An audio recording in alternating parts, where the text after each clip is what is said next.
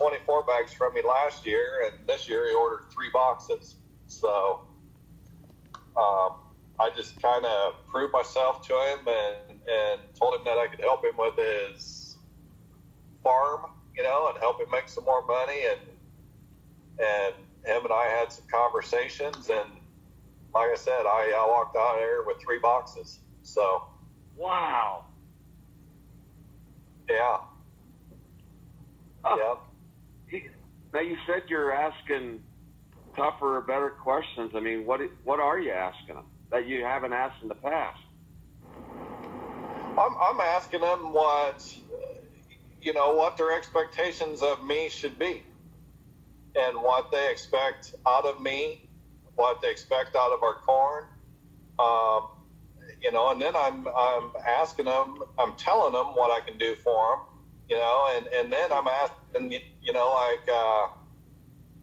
one of the key things is like, and this was a question right out of your book, what would it cost you not to grow my corn this year? Because this guy that ordered 3 boxes, he was unhappy with Stein, is who he was unhappy with, and that 24 bags that he had from us. He said it was good, and it combined well, and his combine was running through the corn, and we talked about acres per hour, we talked about yield, we talked about the time in the combine, and I looked at him and I was like, so what's that cost you to grow Stein corn? And he goes, what did he do? What did he do? What was his facial expression? He just kind of looked at me, and made sure that we made eye contact, I guess. He's like, you're right. He goes, I've complained about this corn for 2 years, and I don't like it. I don't know why I grew it last year. He goes, you're right. So, and I might get more. He's got 200 acres that he does not know what to do with yet. He's not, and when I say that, it's corn or soybeans. You don't know what directions he's going. But if it's corn, he said, I will get that corn. And that was just because I asked him what it was costing him to continue to plant Stein corn when he didn't like it. What would you have done in the past? I would have probably just let him go about, I may have said, well, we can out yield it, or that's a good question. Yeah. I guess I don't know what I would have done, but I know I wouldn't have asked that question. I know that for a fact. I know I would have never asked that. But I probably would have just said, you really need to think about us, or, we can help you do better. I probably would have, for lack of terms, pussyfooted around the situation, and not ask for the business, or not ask like I did. But that was a great day. I was grinning ear to ear. Told Cliff, I was like, dude, I did it. It was good. Oh, I'm so happy for you, Jake. Yeah. Yeah. And, I'm so happy for you. And then the Ennis, the deal that we talked about last month. I told you that I talked to him, and so we made some phone calls back and forth after I talked to you, and just had different conversations. And the very first conversation I had with him, I was like, I said, Doug, I respect you, and I said, I respect your business, and I said, as a business, I don't know how you can even think about getting rid of us. And then I went into, like we talked about how we'd been the top yielding on the farm, and he goes, yeah, he goes, it's just not the same. And I said, well, as friends in business, I said, I don't understand it, Doug. I just don't. I don't know how you can throw away your top dog just because you don't think it's the same. And then a few other things were said, and he had to go. But a couple days later, he called me up and he goes, Jake, I said, yeah. He goes, put me down for what we had last year.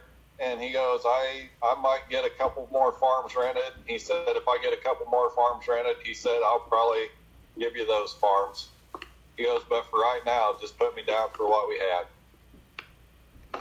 So I call that a win, even though I got what I had. I mean, I'm talking 300 units of corn and, 300 units of soybeans. So, what do you think? What do you think happened in his mind in those 48 hours? I think he thought about it, and on the business side of things, like I told you, he was talking business, and I talked business right back with him, and I told him what my thoughts of the business were, and how could you get rid of the best thing that's happened in the business in the last 2 years. I think I made him think about it. I didn't make the decision easy. And there again, I don't know if I would have. Well, I know I probably wouldn't have said anything like that before to him. I probably would have just said, "Well, we got the top corn on your farm, and I can't wait." I wouldn't have asked the question the way I asked it to him, and I think that got to him. I really think that's why it changed his mind. Is the way I presented it, and the way I asked him, and then the way I told him, because I basically told him. I guess it wasn't a question, but I told him that it was crazy, and I would have never done that before. But you do it. Go ahead.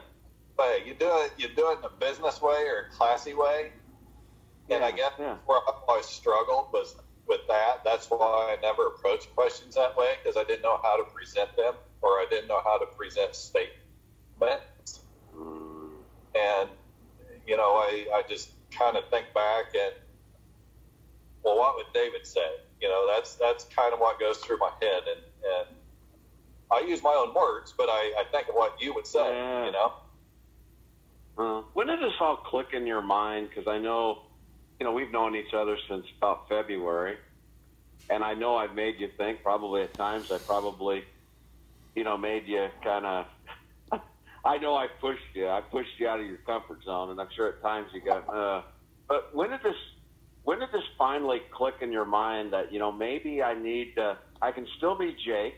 I can still be a great guy that people like and respect, but I can ask him some questions that I maybe haven't asked. When did this all kind of click in your mind? I think at the last meeting that we all had together. In fact, I told Cliff that, when we left, I had a conversation with. I told Cliff, I said, I think I finally got it. I mean, got to make this mine. I got to say it how I would say it. Sound like a robot. Yeah. The ideas of how to present it, or what I should say, and then it's up to me how to present it. I think that last meeting helped me tremendously. And I can ramble on, Dave. I ain't kidding you. I was in a combine with a guy today, and he goes, well, I'm going to get 0% financing from FS. And, your corn has been average. He said, you can't deny that. And he goes, I like your beans. He goes, but 0%, and I can't pass that up. And so I looked at him, and he goes, well, what are you thinking? I said, Todd, I got a couple questions to ask you. I said, how are you going to like dealing with 3 companies in the future? And he goes, well, what do you mean? I said, you're willing to give up my 48 bags so you can get 0% from that company. And I said, if everybody does that, there's not going to be any small independents left. It's going to be the major big 3, FS, Nutrien, and probably Monsanto will be in there somewhere. I said, that's your choices. I said, you won't have a choice. I said, how will that make you feel in the next 5 to 10 years? And he looked at me, and I said, and another thing, Todd, I said, here's something else I think about it. I said, what do you think FS is doing for you at that 0%? I said, I don't think they're doing what Todd West needs. I said, Todd West needs to make his own decisions, and what he does is best for his farm. I said, you're letting FS dictate that. And he sat there a little bit, and he goes, well, what do you mean by that? And I said, well, you have always bought corn from me, so that's the best. I said, and it's never failed. I said, I will admit I've never been number one on your farm, but I've always made you money. It's never failed. And if FS was or if FS had the decision to make, I said, I would never be on your farm. And I said, you know, they're kicking out a good piece of, you know, a good piece of your business. And he goes, you know, he goes, you got a lot of valid points. He goes, I'm not going to order today. He goes, I just can't. He said, I'm not ready. And I was like, okay. I said, but just please think about what we had to say today. And he goes, well, I respect you. He goes, I do. And he goes, your points are valid. He goes, I don't want 3 companies left. And you know, are they really doing what's best for me by making me get rid of things I like?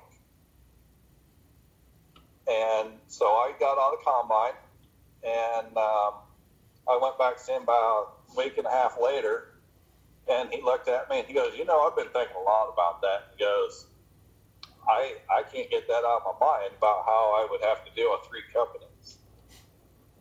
And he goes, I'm not telling you that I'm going to keep the order right now. He goes, but go ahead and put an order in for me, and this is what I want. So, I mean, I would have never said anything like that. I just wouldn't have. So, wow, Jake. I'm asking more quality questions. You know what I mean? Mm-hmm. Making guys think. Wow.